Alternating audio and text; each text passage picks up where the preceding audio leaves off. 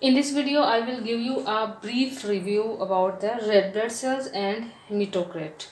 So, red blood cells are one of the three cell types present in the blood, the other cell types being the white blood cells and platelets.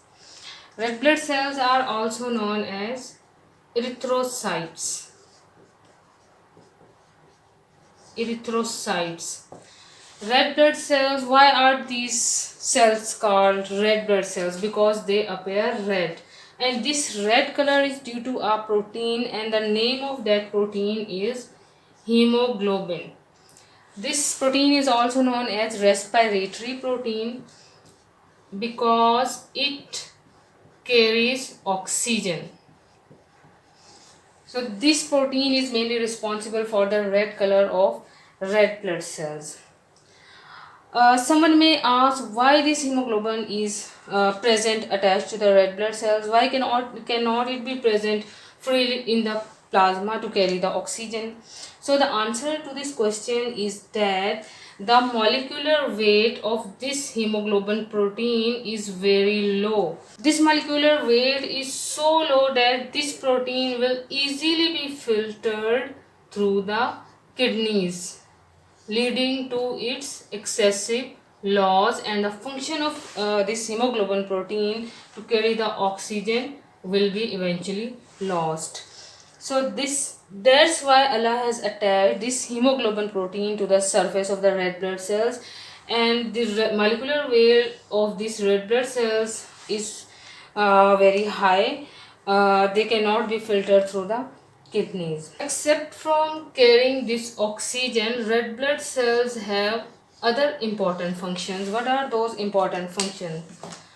The most important function being to carry the oxygen. The second important function is that the red blood cells also carry a little amount of carbon dioxide. The third important function is that they are involved in acid base buffer systems. And the fourth important function is they also carry a little amount of nitric oxide gas. In the last lecture, we studied that the shape of these red blood cells or erythrocytes is biconcave.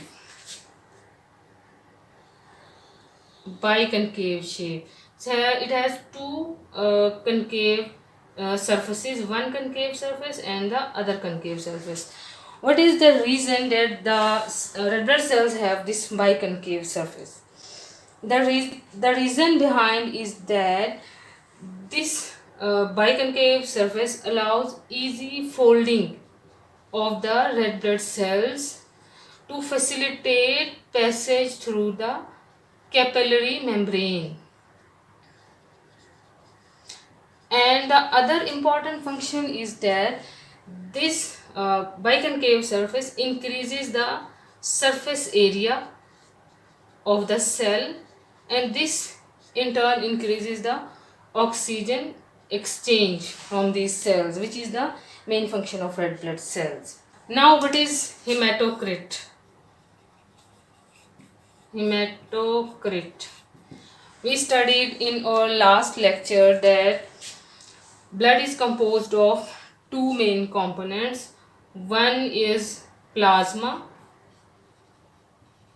and the other is blood cells. And these blood cell compartment is mainly composed of three cell types: red blood cells, white blood cells and platelets. The proportion of blood which is occupied by or which is formed by the red blood cells, this is known as hematocrit.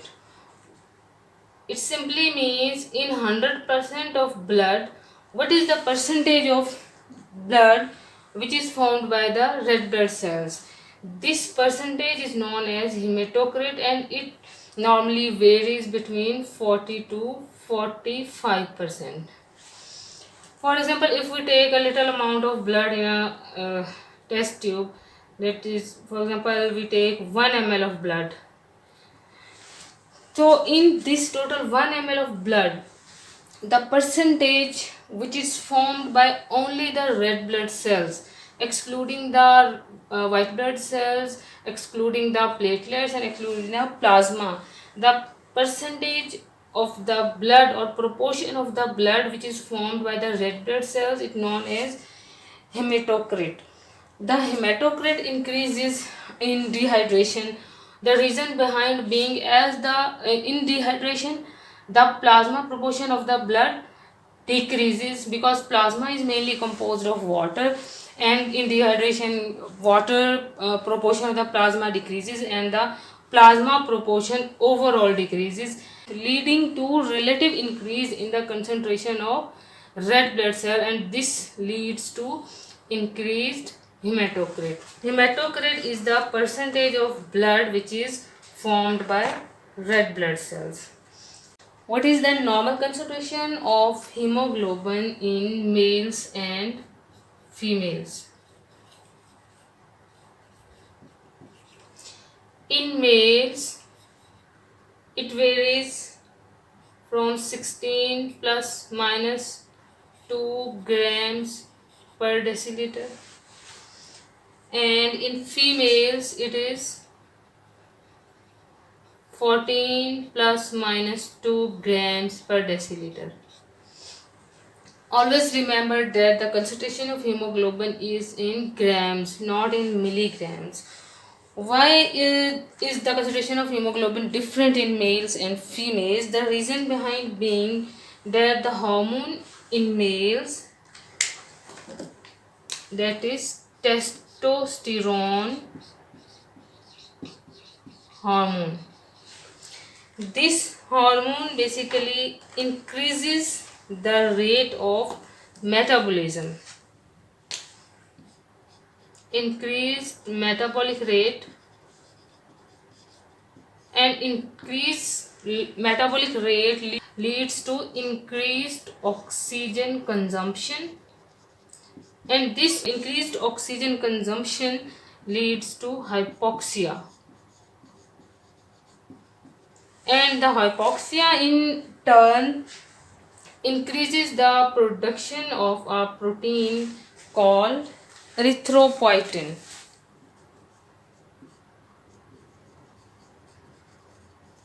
Erythropoietin. This is basically a glycoprotein which eventually leads to increased hemoglobin production. This is the basic mechanism why we always study different concentrations of hemoglobin in males and females. Now, what are the different sites in the body for production of red blood cells? During intrauterine development, first we will study the intrauterine development. During intrauterine development, we will divide it into the first trimester, second trimester, and third trimester.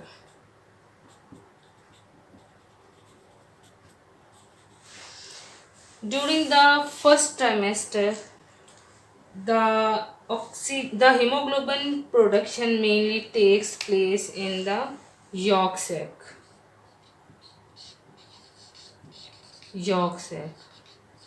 And during the second trimester, the production of red blood cells shifts to the liver and spleen.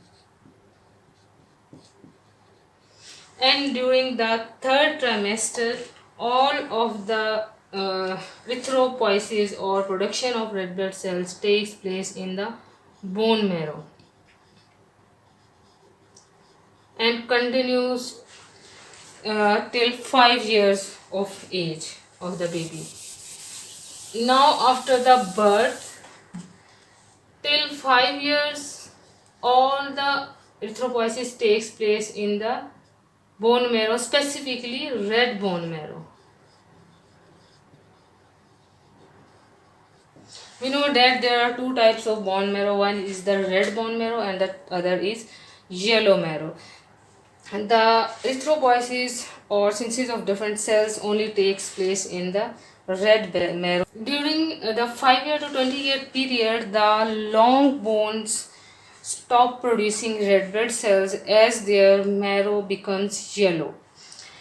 Exception to this is the two long bones being the humerus and tibia. Humerus and tibia and axial skeleton. Axial skeleton short bones and the humerus and tibia from the long bones, they produce the red blood cells in the period from 5 to 20 years. What happens after the 20-year period? After this period, these two long bones also stop producing the red blood cells, and the erythropoiesis or synthesis of red blood cells only takes place in the axial skeleton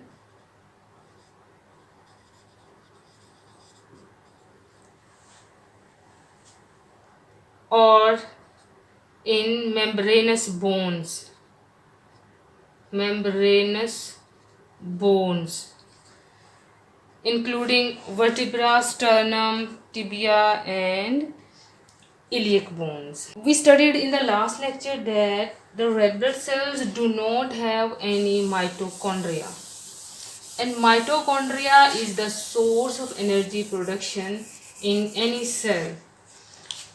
So how is the energy production process completed in red blood cells when they do not have any mitochondria? So the answer to this question is that the red blood cells produce their energy through anaerobic respiration. Mitochondria is the organelle for aerobic respiration. In the energy production takes place in the presence of oxygen. When this mitochondria is absent in red blood cells, they shift their energy production towards the anaerobic respiration in the absence of oxygen. This process is also known as HMP shunt, hexose monophosphate shunt system. We study the details of this shunt in biochemistry, and these details are beyond the scope of this lecture. Now, what are different factors which leads to increased production of red blood cells? Any factor that will lead to hypoxia or reduced tissue oxygenation will stimulate production of red blood cells. One factor is reduced tissue oxygenation, the other factor is marrow destruction. Marrow destruction due to any cause. The third important point is as we move towards the higher altitude,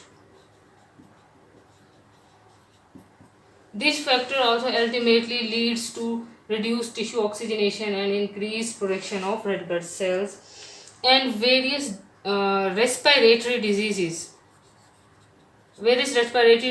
in which the tissue oxygenation is compromised. The body gives message to the bone marrow to increase the production of red blood cells. All these factors basically collectively increase the production of the substance of a glycoprotein called erythropoietin. This is a glycoprotein. Where is this protein synthesized? This is synthesized in almost 90% of this protein is synthesized in the kidneys, and remaining 10% is synthesized in the liver. We will continue the discussion of red blood cells in the next lecture. We will study the stages of red blood cell production and iron metabolism. I hope you like this. You can ask any question in the comment section. Thank you.